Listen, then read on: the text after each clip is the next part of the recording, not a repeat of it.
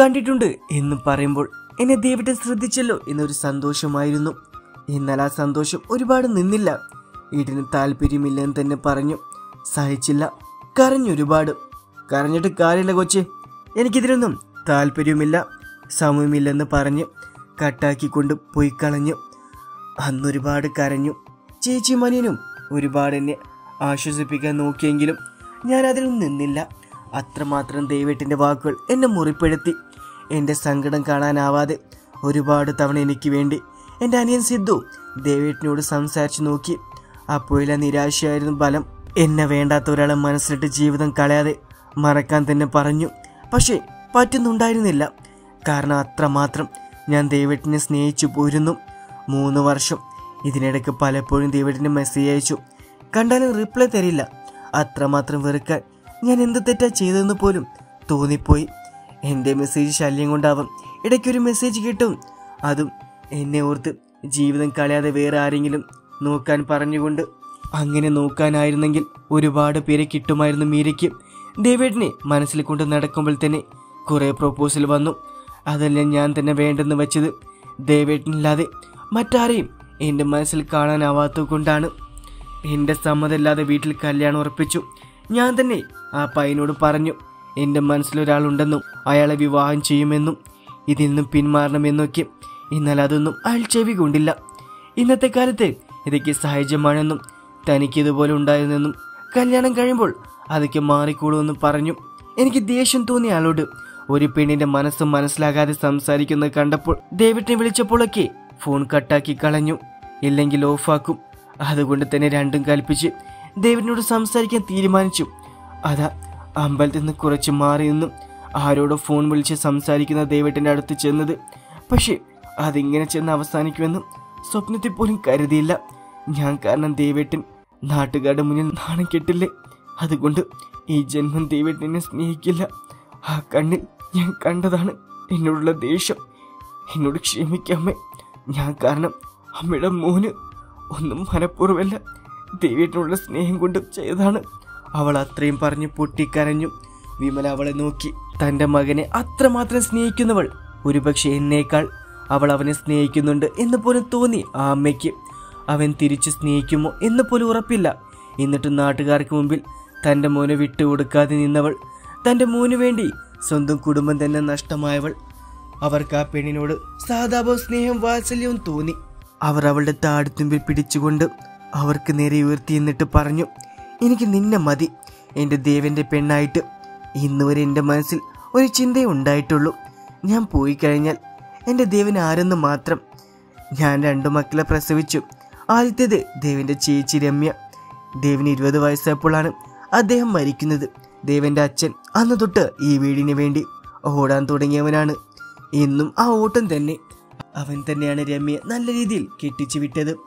വല്ലപ്പോഴും അവളും മക്കളും വരും പോകും, അധികം നിൽക്കില്ല. രമ്യയ്ക്ക് 2 മക്കളുണ്ട്. ഇടയ്ക്ക് ദേവൻ ചെന്നുകൊണ്ട് വരും. 2 ദിവസം നിന്നിട്ടാവും പോവുക. ഇപ്പോ അതുമില്ല. ഞാനുള്ളത് വരെ ദേവൻ അവരെല്ലാവരെയും കാണുകയുള്ളൂ. അത് കഴിഞ്ഞ് ആരെയും കാണുന്നില്ലെന്നറിയാം.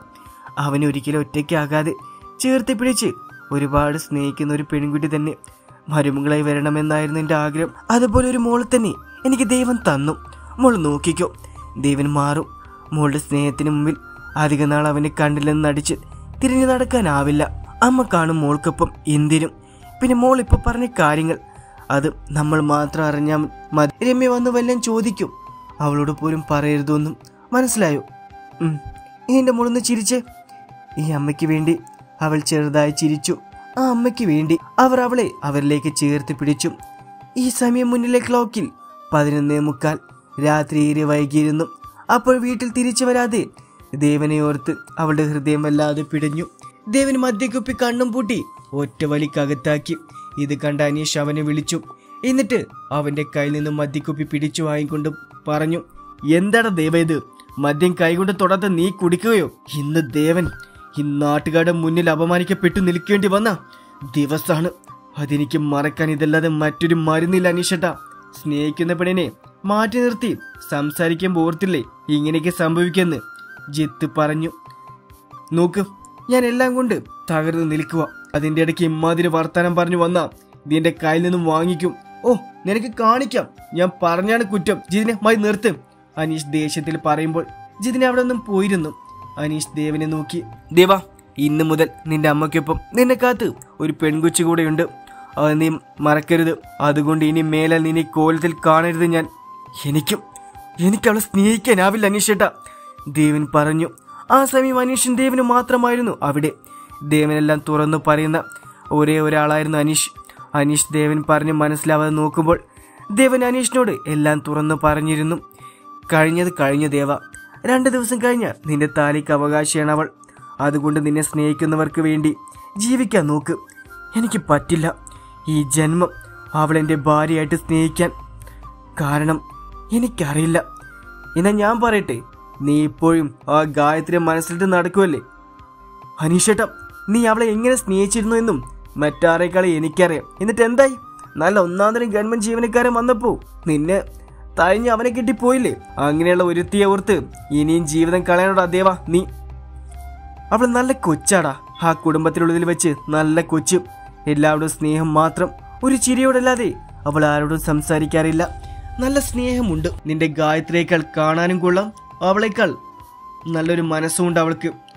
അത്രയും നല്ല മനസ്സുള്ളത് കൊണ്ടല്ലേ നിനക്ക് ഇഷ്ടമല്ലെന്നറിഞ്ഞും നിന്നെ സ്നേഹിച്ചു വന്നത്. അതുകൊണ്ട് ആ കൊച്ചിനെ ഓർത്ത് മാറാൻ നോക്ക്. ഇല്ല, അവള് കാരണം ഞാൻ അപമാനിക്കപ്പെട്ടത് അതൊരിക്കലും മറക്കില്ല. അവൾ മുന്നിൽ വരുന്ന ഓരോ നിമിഷവും അതെന്നെ ഓർമ്മിപ്പിച്ചു കൊണ്ട് തന്നെ ഇരിക്കും.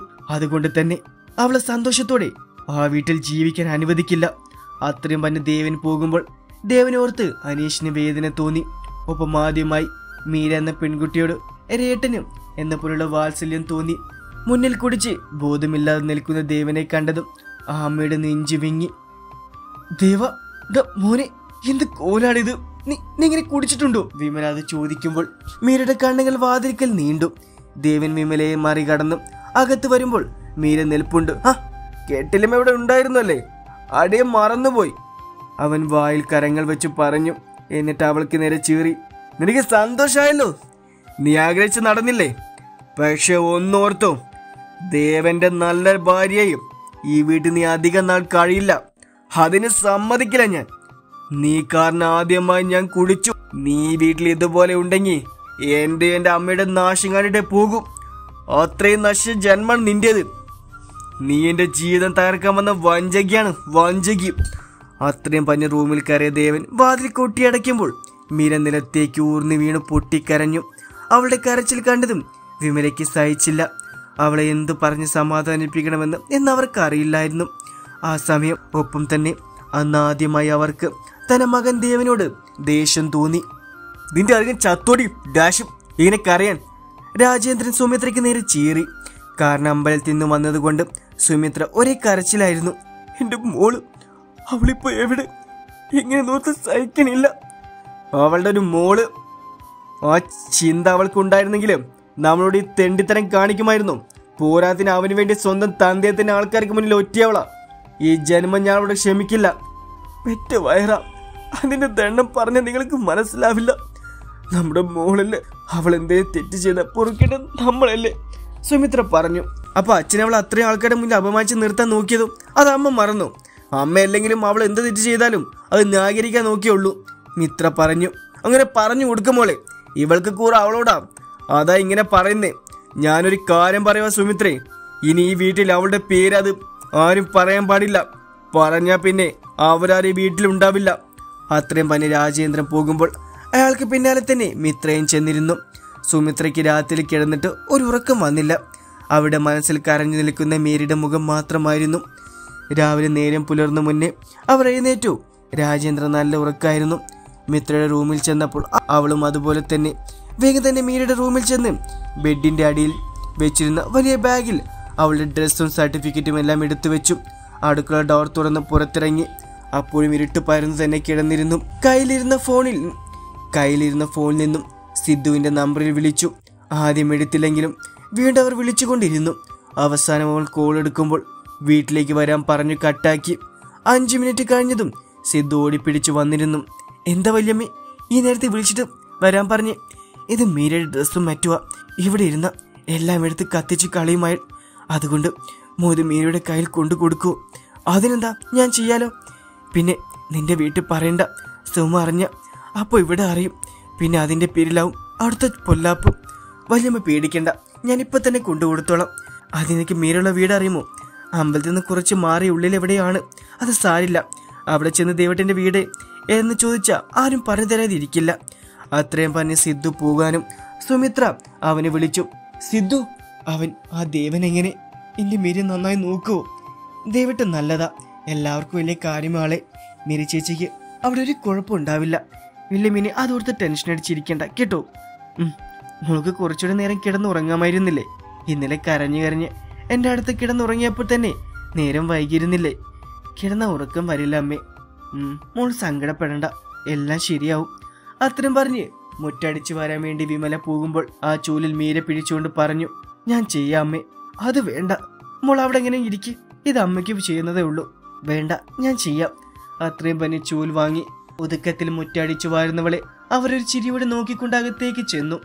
മുറ്റമെല്ലാം അടിച്ചു വാരി മുന്നിലെ പൈപ്പിൽ നിന്ന് കാൽ കഴുകി തിരിയുമ്പോൾ ഒരു ബൈക്ക് ശബ്ദം കേട്ട് ഗേറ്റിന്റെ അടുത്ത് മീര തിരിഞ്ഞു നോക്കി.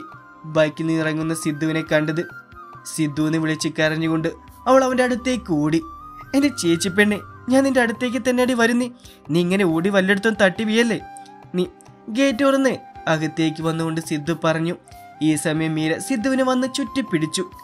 നീ അച്ഛൻ പറഞ്ഞിട്ട് വന്നതാ ബെസ്റ്റ് ഈ ജന്മം. അങ്ങനെ അത് പറയുമെന്ന് എന്റെ ചേച്ചി സ്വപ്നത്തിൽ കരുതണ്ട. അപ്പൊ അങ്ങോട്ട് വരാനും അത്രയ്ക്കും വെറുപ്പാണോ എന്നോട്? എന്നെ അതും പറഞ്ഞ് കരയാൻ നിൽക്കേണ്ട. കഴിഞ്ഞത് കഴിഞ്ഞു. മുന്നോട്ട് എങ്ങനെയെന്ന് ചിന്തിച്ച് ജീവിക്കാൻ നോക്ക്. പിന്നെ രാവിലെ വല്യമ്മ വന്നു. ചേച്ചിയുടെ ഡ്രസ് സർട്ടിഫിക്കറ്റ് എല്ലാം തന്നു. അവിടെ വെച്ചാ ഇതൊക്കെ നശിപ്പിക്കുമെന്ന് ഭയമുണ്ട്. അതുകൊണ്ട് എന്നോട് ചേച്ചിയുടെ അടുത്ത് കൊണ്ടുതരാൻ പറഞ്ഞു. അതാ രാവിലെ തന്നെ ആരോടും പറയാതെ ബൈക്ക് എടുത്ത് പോകുന്നത്. നീ വാ. മീരയ്ക്കൊപ്പം അകത്ത് വന്ന സിദ്ധുവിനെ വിമല നോക്കി. ഇതാ ഞാൻ പറഞ്ഞില്ലേ, എൻ്റെ അനിയൻ സിദ്ധു. മോനിരിക്കെ, അമ്മ ചായ എടുക്കാം. ചായ ഒന്നും വേണ്ട അമ്മേ, ഞാനിപ്പോൾ പോകും. അത് പറഞ്ഞാൽ പറ്റില്ല. ഇവിടെ വരെ വന്നിട്ട് ചായ കുടിക്കാണ്ട് വീടില്ല ഞാൻ.